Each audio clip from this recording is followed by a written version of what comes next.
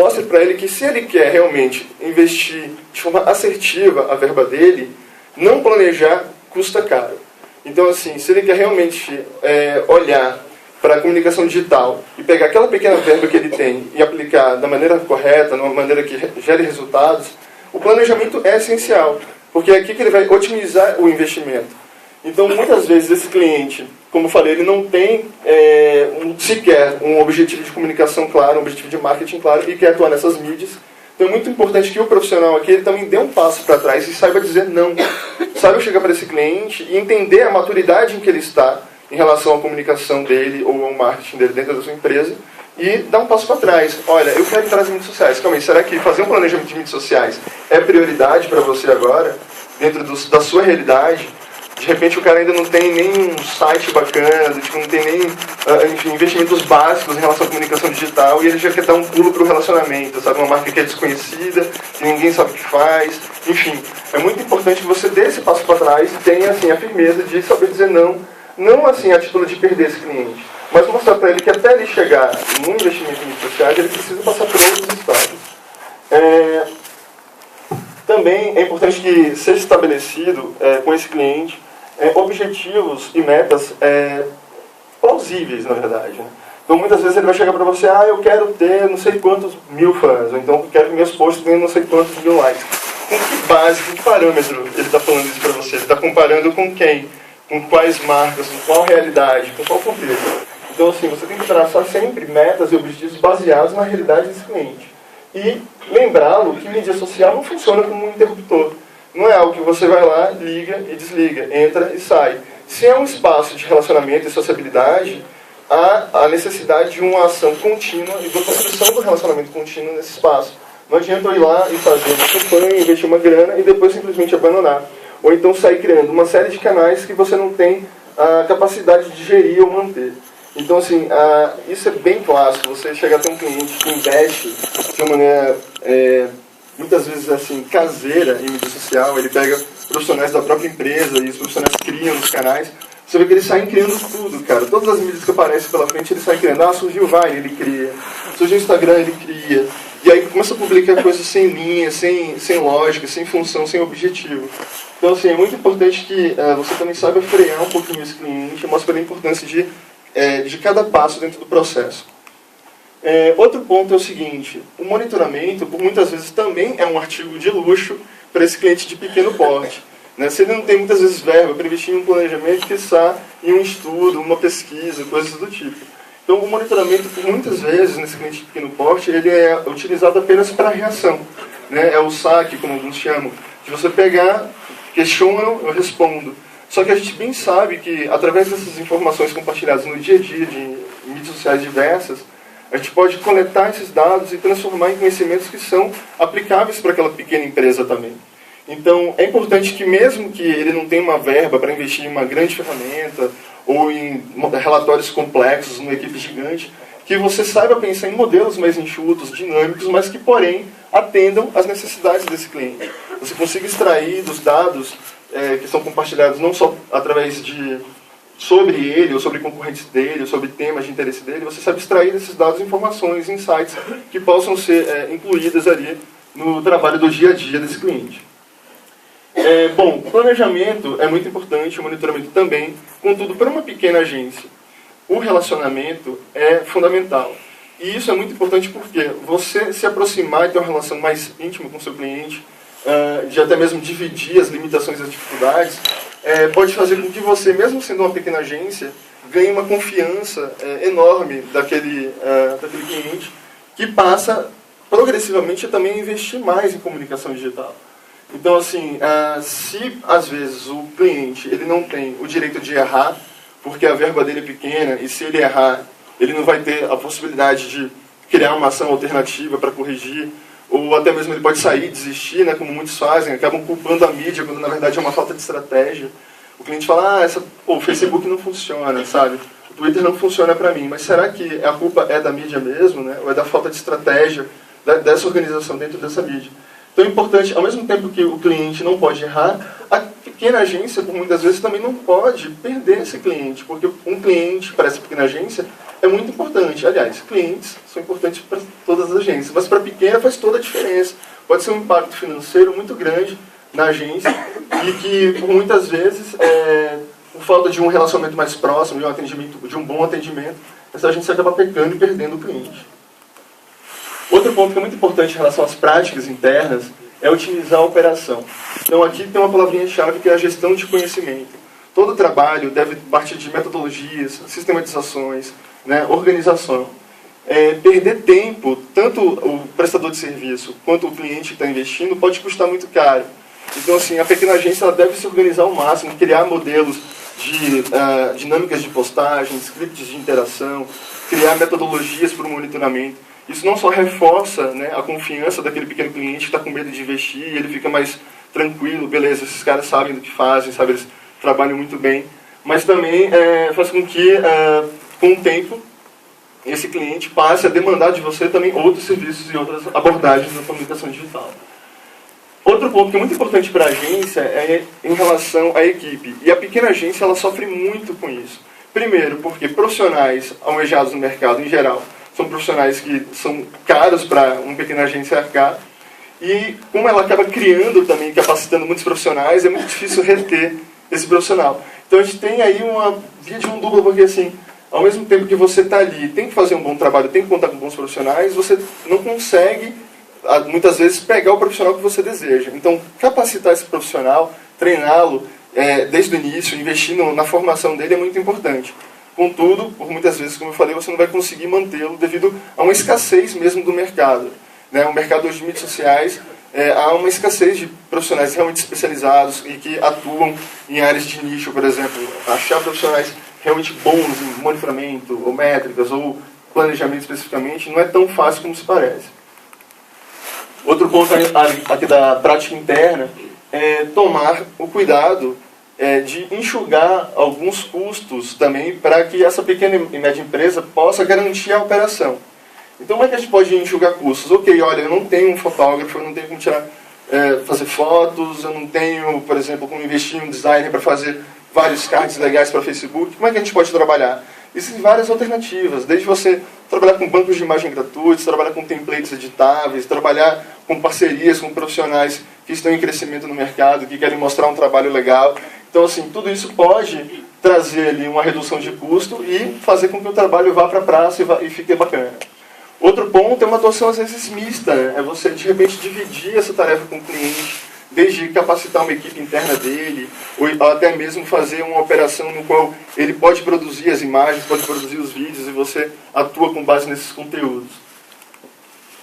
Em relação às táticas, o primeiro ponto é o seguinte: nem sempre esse pequeno cliente ele vai ter verba suficiente para fazer grandes ações. Né? Um aplicativo super complexo, um game legal, como o colega estava falando aqui, que é um investimento muito alto. E como é que a gente vai sair dessa? Né? Como é que a gente vai fazer um bom trabalho se eu não tenho grana para fazer coisas tão complexas? Então, a criatividade aqui é quase que uma obrigação. É o trunfo, na verdade, o triunfo da pequena agência e do pequeno cliente. Você tem, sim, como trabalhar um conteúdo legal, uma abordagem diferente, criativa, sem necessariamente investir verbas colossais em mídia ou em ações mais complexas. Então, eu só trago alguns exemplos para ilustrar o que eu quero falar. A gente pode trabalhar essa forma criativa desde saber utilizar novos formatos de conteúdo e publicações. Né? Você olhar para essas mídias sociais, identificar como é que eu posso explorar novas formas e linguagens para esse cliente, que fuja ali do padrão, ou daqueles templates clássicos, ou das frases célebres que todo mundo fica compartilhando, dos bons dias. Então aqui eu trouxe uma marca, que é a Chester, que ela procura a cada conteúdo trazer uma nova inserção, uma nova forma, linguagem, de publicação para atrair o público dela, que é um público, em geral, adolescente, entre 13 a 18 anos de idade. Então, desde trabalhar recursos da própria mídia social, por exemplo, com postagens contínuas, como aquela ali do lado, que são 3 publicações e que dão efeito, né, de uma publicação só, ou então stop motions, agora com o Vine e o próprio Instagram permitindo o vídeo, você trabalhar linguagens mais divertidas, mais lúdicas para esse público, sem necessariamente um investimento aqui absurdo de grana para realizar essas ações. Outro ponto é o seguinte, muitos desses clientes podem aproveitar o próprio espaço ou mídias proprietárias para fazer a via dupla aí, desde você trazer os clientes da internet para os pontos de venda ou vice-versa. Então eu trouxe dois exemplos aqui, eu peguei uma empresa grande e uma empresa pequena. Então aquela empresa grande, ela faz uma ação que é muito simples e que na minha opinião pode ser adaptada também para clientes de pequeno porte com pouca verba. Eles criaram, por exemplo, um board no Pinterest no qual os usuários podiam entrar e votar nos produtos que eles achavam mais legais, os tops. E aí, quando você ia na loja, lá da Nordstrom, você podia ver os produtos pinados, né, com o símbolozinho do Pinterest, dizendo que aquele produto ali é um produto top. O público tinha votado como o melhor dentro do Pinterest. A gente sabe que isso causa um impacto muito grande na hora de tomar uma decisão de compra, né? O usuário está partindo de um discurso que não é o discurso publicitário, o discurso intrusivo, e sim é a recomendação de outros usuários, assim como eles, que disseram que aquele produto é muito legal. Então isso na hora pode ter um impacto muito grande na hora de decidir qual produto levar na loja. Outro ponto é você contar muitas vezes com o público interno da organização para a divulgação, gerar uma mídia espontânea. Então aquele caso é de um colégio lá de Salvador, um colégio pequeno com um investimento super moderado, mas que ele queria o quê? Eles iam entrar em um novo ciclo, né, um novo ano, e eles tinham que prospectar novos alunos. Qual foi a ideia aqui?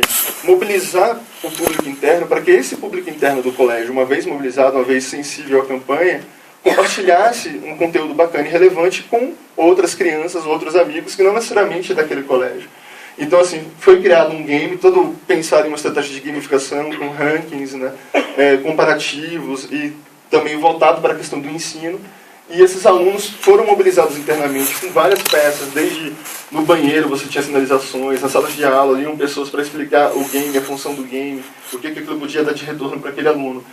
A mobilização interna deu certo, não à toa, aqueles alunos passaram a compartilhar muito fortemente esse game e foi um sucesso, porque não foi jogado apenas pelos alunos, foi jogado por estudantes de várias idades da cidade. Outro exemplo importante aqui que eu trago é a gente aproveitar contextos, comportamentos e linguagens. Então, por muitas vezes, a gente ser sensível à linguagem ou ao comportamento do nosso público, do nosso nicho, pode trazer bons resultados. Aqui também é mais um exemplo da Richester, porque a gente chegou no Dia dos Namorados e a gente tem uma pegada muito do jovem, né, do ser jovem, independente da idade, da ideia da irreverência e do humor. Então o que a gente fez? A gente resolveu fazer uma campanha do Dia dos Namorados que não fosse naquela pegada do mimimi, como eu te amo, como eu quero ficar com você, você é o amor da minha vida, mas trabalhando a linguagem do eu te amo, mas tem um porém aí. Então assim, era uma série de cards que a gente compartilhava através dessa página da Saba no Facebook, no qual você tinha várias mensagens, desde eu te amo, mas não posso dizer o mesmo da sua playlist. Eu te amo, mas não vou sair com você vestido assim. E depois a gente estimulava que as pessoas também criassem as suas frases. Olha, você que tem uma namorada ou namorado, que sinceridade, né, que é o nome da campanha, que sinceridade você gostaria de dizer para a pessoa que você realmente ama. E aí, enfim, o prêmio era uma coisa super simples, né, na época que foi realizado, ainda não tinha todas essas limitações de concurso que a gente tem agora. Mas, enfim, o prêmio era super simples, porque uma vez que ele publicasse as frases mais votadas e as mais legais poderiam ser transformadas em capinhas de celular. Então, para o adolescente, para o jovem, era um prêmio que era simples, não era um prêmio muito caro, mas que ele ia ter algo extremamente exclusivo com a frase dele, com a arte criada também para a frase dele. Aqui é um outro exemplo também de como trabalhar de uma maneira simples, com um conceito de campanha e prestar serviço para o público. É o seguinte, aqui é um centro universitário lá de Salvador chamado Unijorge, e que eles estavam fazendo uma campanha de EAD. Então essa campanha deles tinha como uma pegada de posicionar o profissional no mercado de trabalho. E a gente sabe que o posicionamento do profissional no mercado de trabalho passa por muitas vezes pelo elemento básico que é o currículo. Que é você ter um currículo legal, um currículo bem feito, bonito, bem estruturado. Então o que a gente fez? A gente fez uma ação que é vinculada ao LinkedIn. Então o usuário ele pode entrar nesse aplicativo, o aplicativo baixa todos os dados dele no LinkedIn e gera um currículo em formato de infográfico automaticamente para ele. Ele pode não só compartilhar isso com amigos, mas ele também entra para um banco de talentos nesse aplicativo. Então isso presta um serviço não só para o aluno, que ele pode ter ali de uma forma muito prática, bonita, divertida, um currículo legal e compartilhar com todas as pessoas, mas ele também entra para um banco de talentos que pode ser acessado por pessoas da cidade inteira. Então eu, Marcelo, estou procurando um profissional de marketing para minha agência. Eu posso entrar no banco de talentos e ver quem são as pessoas que têm o seu currículo cadastrado. Então é uma solução super simples, não foi um investimento muito alto para esse cliente aqui, mas que gerou um resultado muito bacana para a campanha e saiu daquele beabá que é um investimento apenas ali em outdoor ou links patrocinados. Outro ponto é o seguinte, trabalhar também conteúdos que sirvam não só para comunicação externa e para divulgação, mas também para comunicação interna. Aqui é um cliente muito difícil de lidar, porque assim, é muito legal quando a gente pega marcas bacanas, né? Pega um Burger King, Guaraná Antártica, assim, a própria Richester, que é um cliente bem divertido da gente.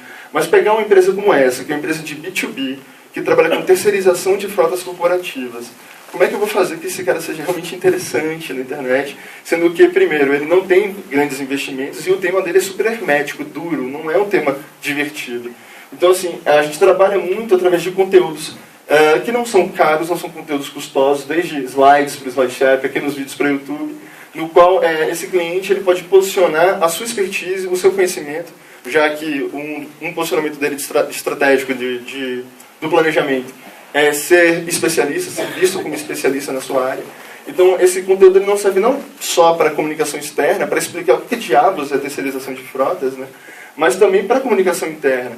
Eles utilizam esses conteúdos para reuniões com clientes, utilizam esses conteúdos para prospectar novos clientes. Então, isso tem uma função muito importante dentro da empresa e hoje acaba repercutindo em todo o setor. Quando você vai observar, por exemplo, os concorrentes deles, poucos investem em mídias sociais, investem fortemente em mídia social. A maioria tem ali uma página abandonada que não atualiza há dias, ou tem um Twitter que está ali também só para constar. E quando você observa o posicionamento da ANM, particularmente, ela se destaca assim, de uma maneira quase que brutal assim, em relação a esses concorrentes.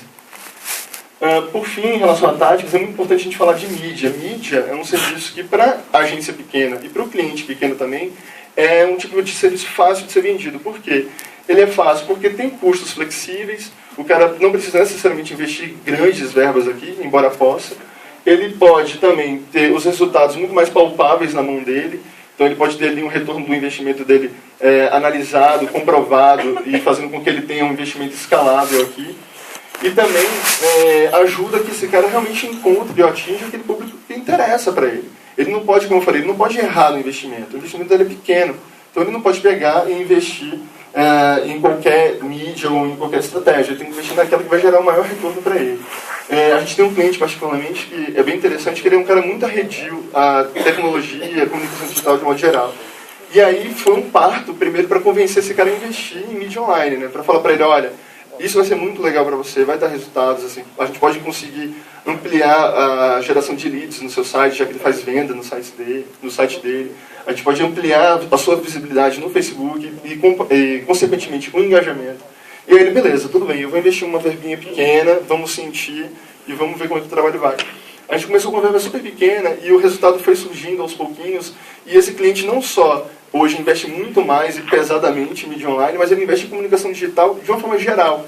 Então é um tipo de serviço interessante para sensibilizar aquele cliente arredio, aquele cliente de pequeno porte que tem receio de investir em mídias sociais, comunicação digital de um modo geral.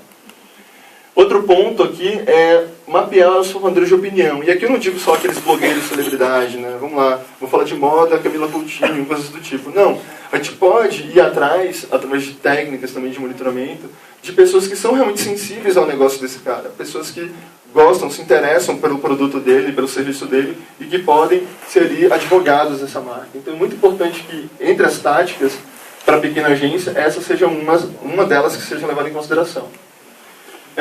Finalizando aqui, a gente entra na questão do mercado. Construir a rede de parceiros é algo muito importante para a pequena agência. A gente não precisa necessariamente de uma mega estrutura para fazer bons trabalhos. A Paperclick, por exemplo, a gente tem 13 pessoas lá dentro. Então, assim, muitos serviços que a gente oferece ou agencia, a gente não executa. Mas a gente conta com uma série de parceiros que, em conjunto com a gente e todos unidos através de uma estratégia integrada, né, a gente pode oferecer soluções interessantes para o mercado. Então, ok, a expertise da agência é comunicação em mídias sociais. Eu não desenvolvo mobile, mas eu tenho uma outra empresa parceira que tem, um profissional que desenvolve, então a gente agrega ao trabalho. Eu tenho uma rede de blogueiros bacana que pode contribuir com produção de conteúdo para um cliente. Legal, chama esse cara também para trabalhar em conjunto.